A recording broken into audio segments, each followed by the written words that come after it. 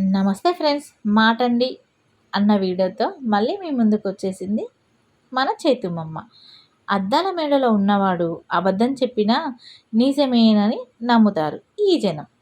ఊరి గుడిసెలో ఉన్నవాడు పచ్చి నిజం చెప్పనీయండి, అబద్ధమే అనుకుంటారు జనం. మరి మీరేమంటారు? మాటండి, నిజానికి వాస్తవానికి చాలా తేడా ఉంది. ఉదాహరణకి, సూర్యుడు తూర్పున ఉదయిస్తాడు అన్నది నిజం, పడమర అస్తమిస్తాడు అన్నది నిజం. సూర్యుడు ఉదయించడు, అస్తమించడు, తిరిగేది భూమి అన్నదే వాస్తవం. నిజానికి వాస్తవానికి మధ్య ఆ సన్నని గీత తెలుసుకోవడమే మన మనుషుల మైండ్ మేధస్సు.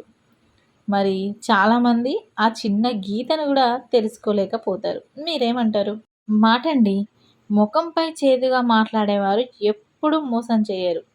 భయపడవలసిందల్లా తీయగా మాట్లాడేవారితో, మన చుట్టూ ఉండే వాళ్ళతో.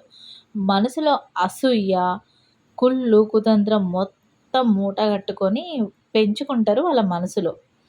సమయం వచ్చినప్పుడు మారిపోతూ ఉంటారు.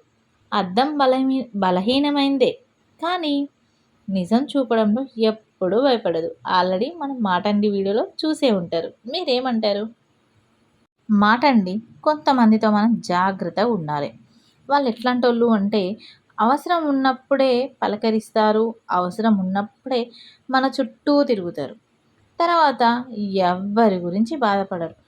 వాళ్ళు చీకట్లో ఉన్నప్పుడే మనం వెలుగులాగా వాళ్ళకి కనిపిస్తాం కాబట్టి వాళ్ళు మన వెనకాల ఉంటారు. అది మనం గుర్తుపెట్టుకోవాలి.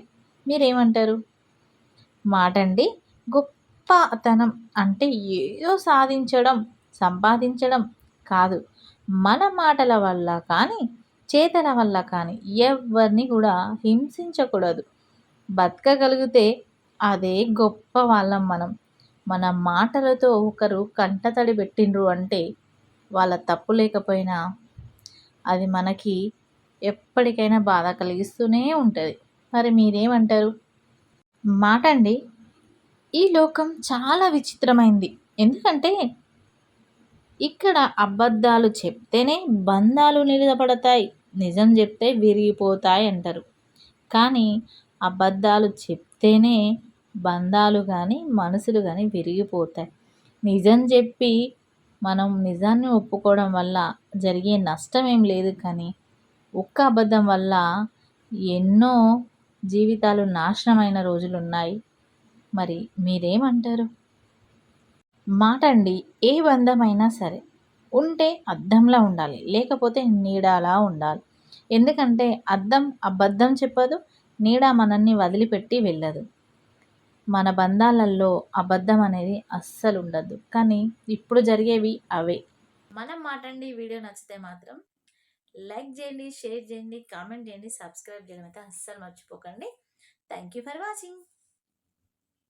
మరో మాటండి వీడియోతో మీ ముందుకు వస్తాను.